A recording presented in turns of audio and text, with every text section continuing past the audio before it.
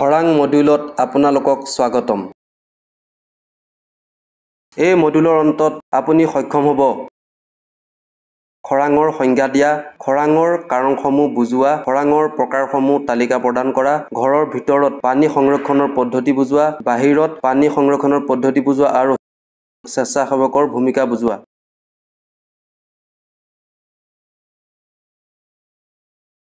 আহক খৰাঙৰ পৰিঘটনাক বুজা আৰম্ভ কৰোঁ। খৰাং হ'ল দীৰ্ঘ সময়ৰ বাবে বৰষুণৰ অভাৱ বা অপৰ্যাপ্ততা, যিয়ে যথেষ্ট পৰিমাণৰ জলবিজ্ঞান বা পানীৰ ভাৰসাম্যহীনতা সৃষ্টি কৰিব পাৰে। এই ভাৰসাম্যহীনতাৰ ফলত পানীৰ অভাৱ, শস্যৰ ক্ষতি, নৈ প্ৰবাহ হ্ৰাস আৰু ভূগৰ্ভৰ পানী আৰু মাটিৰ আৰ্দ্ৰতা কমি যায়।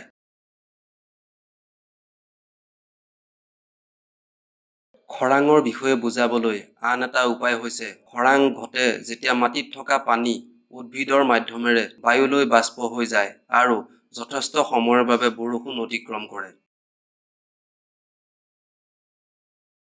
পৃথিৱীৰ প্ৰায় প্ৰতিটো প্ৰান্ততে খৰাং কৃষিৰ বাবে অন্যতম ভয়াৱহ শাৰীৰিক বিপদ।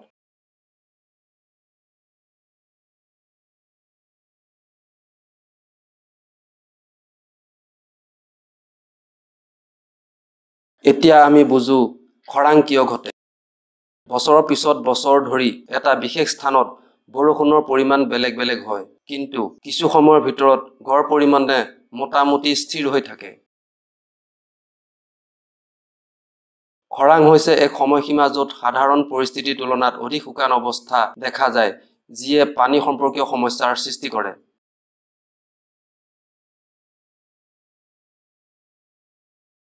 আহক এতিয়া বিশ্ব পৰ্যায়ত খৰাং পৰিস্থিতিৰ বিষয়ে জানো।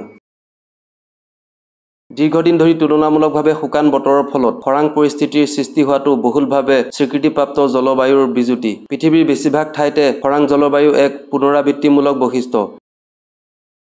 কিন্তু জলবায়ু পৰিৱৰ্তনৰ বাবে এই নিয়মীয়া খৰাংবোৰ অধিক চৰম আৰু অধিক অভাৱনীয় হৈ পৰিছে। ডেনড্ৰক্ৰনলজি বা গছৰ গাঁঠিৰ তাৰিখ নিৰ্ণয়ৰ ওপৰত ভিত্তি কৰি কৰা অধ্যয়নে নিশ্চিত কৰে যে গোলকীয় উষ্ণতা বৃদ্ধিৰ ফলত প্ৰভাৱিত খৰাং 1900 চনৰ আশে-পাশে আৰম্ভ হৈছে। এতিয়া আমি খৰাঙৰ মানুহ আৰু পৰিৱেশৰ ওপৰত হোৱা প্ৰভাৱসমূহৰ বিষয়ে জানো। অধিক জানিবলৈ প্ৰতিটো টেবত ক্লিক কৰক।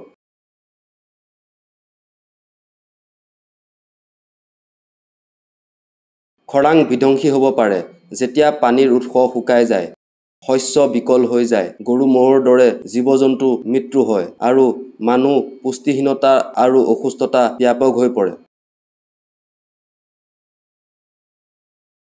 খৰাঙৰ পৰিৱেশ প্ৰভাৱৰ ভিতৰত মাটিৰ লৱণীয়কৰণ, ভূগৰ্ভস্থ পানীৰ অভাৱ, মিঠা পানীৰ পৰিৱেশ তন্ত্ৰৰ প্ৰদূষণ বৃদ্ধি আৰু প্ৰাণী প্ৰজাতিৰ আঞ্চলিক বিলুপ্তি আদি উল্লেখযোগ্য।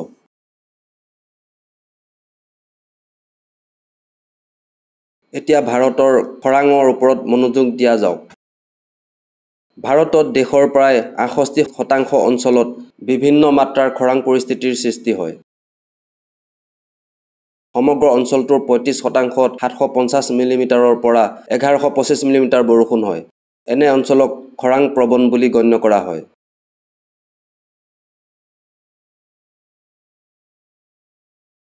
আনহাতে ৩৩% অঞ্চলত ৭৫০ মিলিমিটাৰৰ কম বৰষুণ হয়। এই অঞ্চলসমূহ দীৰ্ঘদিনীয়া খৰাং প্ৰৱণ বুলি গণ্য কৰা হয়।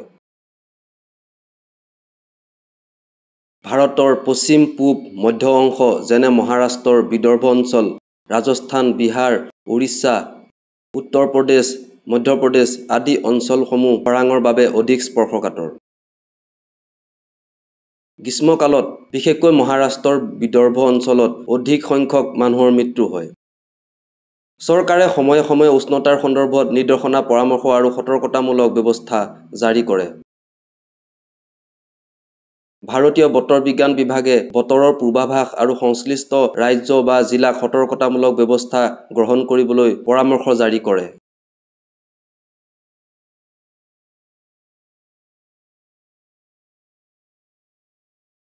আহক এতিয়া ভাৰতৰ খৰাঙৰ ইতিহাসৰ বিষয়ে জানো। জানিবলৈ প্ৰতিখন ছবিত ক্লিক কৰক।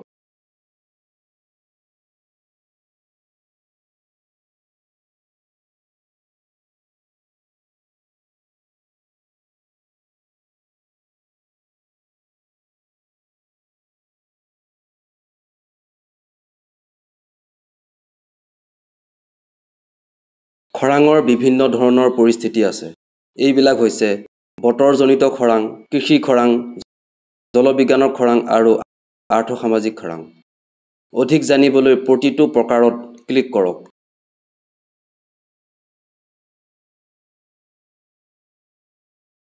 স্বাভাৱিক বৰষুণৰ দীঘলীয়া ব্যৱধান থাকিলে বতৰ বিজ্ঞানৰ খৰাং পৰিস্থিতিৰ সৃষ্টি হয়।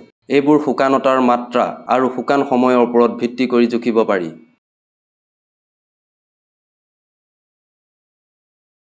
এটা নিৰ্দিষ্ট সময়ত কোনো শস্যৰ প্ৰয়োজন পূৰণ কৰিব পৰাকৈ মাটিৰ আৰ্দ্ৰতা পৰ্যাপ্ত নহ'লে কৃষি খৰাং পৰিস্থিতিৰ সৃষ্টি হয়। কৃষি খৰাং সাধাৰণতে বতৰ বিজ্ঞানৰ খৰাঙৰ পিছত হয় আৰু জলবিজ্ঞানৰ খৰাঙৰ আগতেই হয়।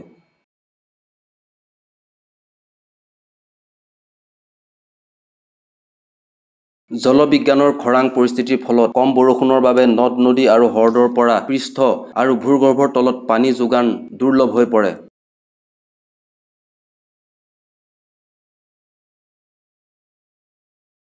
আৰ্থ-সামাজিক খৰাং পৰিস্থিতিৰ সৃষ্টি হয় যেতিয়া পানীৰ নাটনিয়ে মানুহৰ জীৱনত ব্যক্তিগত আৰু সামূহিকভাৱে প্ৰভাৱ পেলাবলৈ আৰম্ভ কৰে।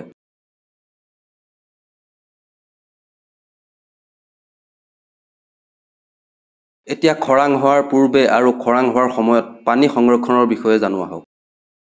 খৰাং পৰিস্থিতিৰ বাবে সাজু হোৱাৰ আটাইতকৈ উত্তম উপায় হ'ল পানী সংৰক্ষণ কৰা।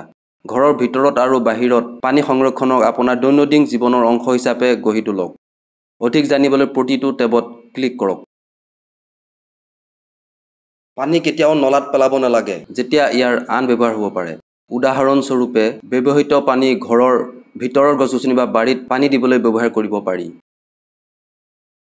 টেপৰ পৰা পানী পৰি থকাৰ সমস্যা শীঘ্ৰে সমাধান কৰক। প্ৰতি ছেকেণ্ডত এটা পানীৰ টোপাল বছৰি প্ৰায় ২৭০০ গেলন পানী নষ্ট কৰে। সকলো প্লাম্বিং লিক হৈছে নেকি পৰীক্ষা কৰক আৰু প্লাম্বাৰৰ দ্বাৰা মেৰামতি কৰক। ফ্ল'ৰিষ্ট্ৰিক্টৰৰ সৈতে এৰেটৰ সংস্থাপন কৰি ঘৰৰ সকলো নল পুনৰ সংস্থাপন কৰক। পানী চফ কৰাৰ ব্যৱস্থা সংস্থাপন কৰক কাৰণ পানীত থকা খনিজ পদাৰ্থই পাইপবোৰৰ ক্ষতি কৰিব। এনাৰ্জি আৰু পানী সঞ্চয় কৰিব পৰা যতনৰ বাছনি কৰক। পুৰণি মডেলৰ তুলনাত কম পানী ব্যৱহাৰ কৰা কম পৰিমাণৰ শৌচাগাৰৰ ছিষ্টেম স্থাপন কৰাৰ কথা চিন্তা কৰক। ফ্লাছ কৰিবলৈ প্ৰয়োজনীয় পানীৰ পৰিমাণ কমাবলৈ চিষ্টাৰ্ণ ডিছপ্লেচমেণ্ট ডিভাইচ স্থাপন কৰক। পানী স্থানান্তৰিত কৰিবলৈ টেংকটোত ১ গেলন প্লাষ্টিকৰ বটল এটা ৰাখিব। নিশ্চিত হওক যে ই অপাৰেটিঙত বাধা নিদিয়ে।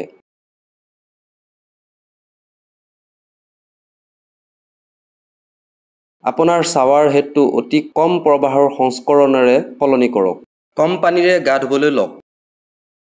দাঁত ব্ৰাছ কৰাৰ সময়ত, মুখ ধোৱাৰ সময়ত বা শ্বেভিং কৰাৰ সময়ত পানী বৈ থাকিবলৈ নিদিব।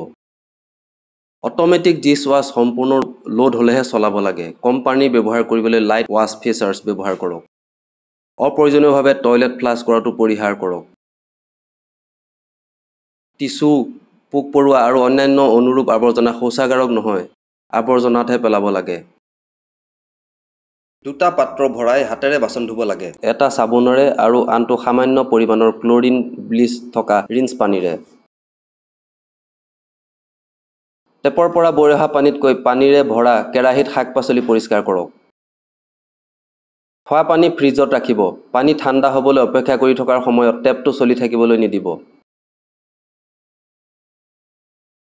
ৱাশ্বিং মেচিন কেৱল তেতিয়াহে চলাওক যেতিয়া ই সম্পূৰ্ণৰূপে লোড হয় বা আপোনাৰ লোডৰ আকাৰৰ বাবে পানীৰ লেভেল নিৰ্ধাৰণ কৰক।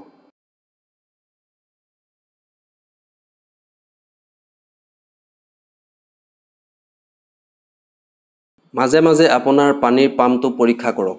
যদি পানী ব্যৱহাৰ নকৰাৰ সময়ত অট'মেটিক পাম্পটো নিজাববীয়াকৈ অন আৰু অফ হয় তেন্তে টেংকত লিক হ'ব পাৰে। থলুৱা উদ্ভিদ আৰু খৰাং সহনশীল ঘাঁহ, মাটিৰ আৱৰণ জোপোহা আৰু গছ ৰোপণ কৰিব পাৰি। এই গছবোৰক বেছি পানী দিয়াৰ প্ৰয়োজন নহয়। একেধৰণৰ পানীৰ প্ৰয়োজনীয়তাৰ ওপৰত ভিত্তি কৰি গছ-গছনিবোৰ একেলগে গোটাওক। স্প্ৰিংকলাৰ এনেদৰে সংস্থাপন কৰক যাতে পানী বাগিচা আৰু জোপোহাবোৰলৈ বৈ যায় আৰু পকী ঠাইত নাযায়। এনেধৰণৰ পানীত খেলা পুতলা কিনিব নালাগে যিবোৰৰ বাবে অহৰহ বৈ থকা পানীৰ প্ৰয়োজন হয়। পুনৰ পানীবোৰ চাৰ্কুলেট কৰিব নোৱাৰা সৌন্দৰ্য বঢ়োৱা পানীৰ ফাউণ্টেন আদি নলগাব। যিমান পাৰি বৰষুণৰ পানীবোৰ সঞ্চয় কৰাৰ কথা ভাবিব। স্প্ৰিংকলাৰ ছিষ্টেমছ আৰু টাইমিং ডিভাইচসমূহ নিয়মিতভাৱে পৰীক্ষা কৰক যাতে সিহঁতে সঠিকভাৱে কাম কৰে। খৰাং প্ৰতিৰোধী উদ্ভিদবোৰ ব্যৱহাৰ কৰক। সঘনাই ব্যৱহাৰ নকৰা বাগিচাৰ ঠাইবোৰ হ্ৰাস কৰক বা নাইকিয়া কৰিব লাগে। বাগিচাত অধিক পৰিমাণে সাৰ নিদিব কিয়নো সাৰ ব্যৱহাৰ কৰাৰ ফলত পানীৰ প্ৰয়োজন বৃদ্ধি পায়। আপোনাৰ গছ আৰু ফুলৰ বাবে পানী বচাব পৰা জলসিঞ্চন ব্যৱস্থা যেনে ড্ৰিপ জলসিঞ্চন বাছি লওক। মাটিৰ আৰ্দ্ৰতা ধৰি ৰাখিবলৈ গছ-গছনিৰ চাৰিওফালে মাল্চ ব্যৱহাৰ কৰিব লাগে। পানীৰ বাবে উদ্ভিদৰ লগত প্ৰতিযোগিতা কৰা অপতৃণবোৰক মাল্চে নিয়ন্ত্ৰণ কৰাত সহায় কৰে। বতৰ ভিত্তিক জলসিঞ্চন নিয়ন্ত্ৰক বা স্মাৰ্ট নিয়ন্ত্ৰকত বিনিয়োগ কৰক। এই যন্ত্ৰবোৰে মাটিৰ আৰ্দ্ৰতা, বৰষুণ, বতাহ আৰু বাষ্পীভৱনৰ হাৰৰ ওপৰত ভিত্তি কৰি পানী দিয়াৰ সময় স্বয়ংক্ৰিয়ভাৱে নিয়ন্ত্ৰণ কৰাত সহায় কৰে। পুনৰ ব্যৱহাৰ কৰা কমাৰ্চিয়েল গাড়ী ধোৱা বস্তু ব্যৱহাৰ কৰক। যদি আপুনি নিজৰ গাড়ীখন নিজে ধোৱে, তেন্তে এটা ছাট-অফ নজল ব্যৱহাৰ কৰক যিটোৱে আপোনাৰ পাইপৰ পানীৰ গতি নিয়ন্ত্ৰণ কৰিব পাৰে। আপোনাৰ বাৰীখন অতিমাত্ৰা পানী দিয়াৰ পৰা বিৰত থাকিব লাগে আৰু প্ৰয়োজনৰ সময়তহে পানী দিব লাগে। প্ৰচণ্ড বৰষুণৰ ফলত দুসপ্তাহলৈ পানী দিয়াৰ প্ৰয়োজনীয়তা নাইকিয়া হয়। বছৰৰ বেছিভাগ সময়তে বাগিচাত প্ৰতি সপ্তাহত মাত্ৰ 1 ইঞ্চি পানীৰহে প্ৰয়োজন হয়। মাটিৰ আৰ্দ্ৰতাৰ মাত্ৰা মাটিৰ প্ৰব কোঠাৰ বা ডাঙৰ স্ক্ৰুড্ৰাইভাৰৰ সহায়ত পৰীক্ষা কৰক। মাটি আৰ্দ্ৰ হৈ থাকিলে গছ-গছনিবোৰক পানী দিয়াৰ প্ৰয়োজন নাই। যদি আপুনি খোজ কাঢ়িলে ভৰি পিছল খায় তেন্তে বাগিচাখনক পানীৰ প্ৰয়োজন নাই। সন্ধিয়াৰ পিছত যেতিয়া তাপমাত্ৰা তুলনামূলকভাৱে কম থাকে তেতিয়া পানী দিয়ক। একেবাৰে বহু সময় পানী দিয়াৰ সলনি কম সময়ত ঘনাই উদ্ভিদক পানী দিয়ক। এইদৰে কৰিলে মাটিয়ে ভালদৰে আৰ্দ্ৰতা শোষণ কৰিব আৰু পানী বৈ যোৱাৰ পৰা হাত সাৰিব। কোনো উপস্থিত নাথাকিলে স্প্ৰিংকলাৰ্ছ বা নলীবোৰ চলাই ৰখাৰ পৰা বিৰত থাকক। বাগিচাৰ নলীয়ে কেইঘণ্টামানৰ ভিতৰতে 600 গেলনতকৈ অধিক পানী অপচয় কৰিব পাৰে। অত্যধিক খৰাঙত গছ আৰু ডাঙৰ জোপোহাবোৰ সংৰক্ষণৰ কাৰণে ঘাঁহ আৰু লনবোৰ মৰিবলৈ দিব লাগে।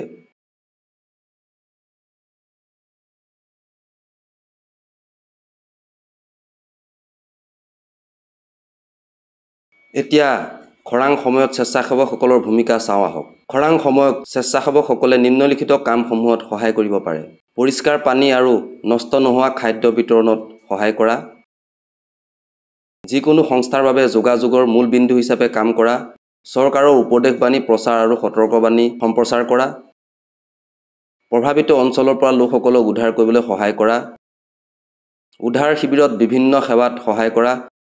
চৰকাৰী সংস্থাসমূহক উপযোগিতাসমূহ পুনৰুদ্ধাৰত সহায় কৰা আৰু ৰাজ্যৰ দ্বাৰা সকলো ধৰণৰ সাধাৰণ সেৱাত নিয়োজিত হোৱা।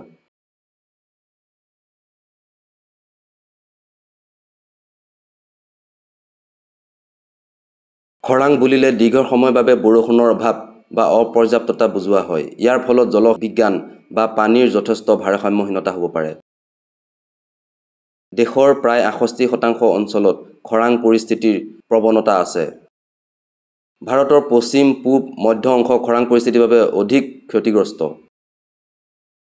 4 প্ৰকাৰৰ খৰাং হৈছে মেট্ৰলজিকেল, কৃষি, জলবিজ্ঞান আৰু আৰ্থ-সামাজিক। খৰাঙৰ আগতে আৰু খৰাঙৰ সময়ত পানী ফলপ্ৰসূভাৱে সংৰক্ষণ কৰিব লাগে। খৰাঙৰ সময়ত স্বেচ্ছাসেৱকসকলে সাহায্য শিবিৰত সেৱা আগবঢ়াব পাৰে, এভেকুৱেশ্যনত সহায় কৰিব পাৰে, বিশুদ্ধ পানী আৰু নষ্ট নোহোৱা খাদ্য বিতৰণত সহায় কৰিব পাৰে।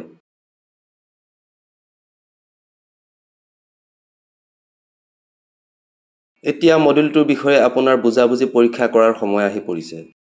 এইটো এটা মূল্যায়ন এক্সাৰচাইজ। সকলো প্ৰশ্নৰ নম্বৰ সমান। পৰীক্ষাত উত্তীৰ্ণ হ'বলৈ কমেও 60% নম্বৰ লাভ কৰিব লাগিব।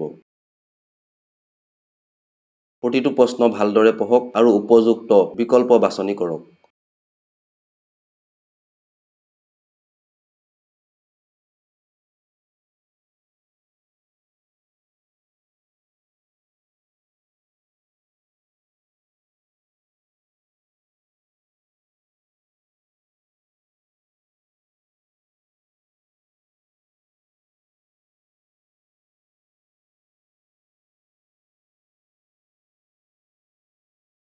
Congratulations!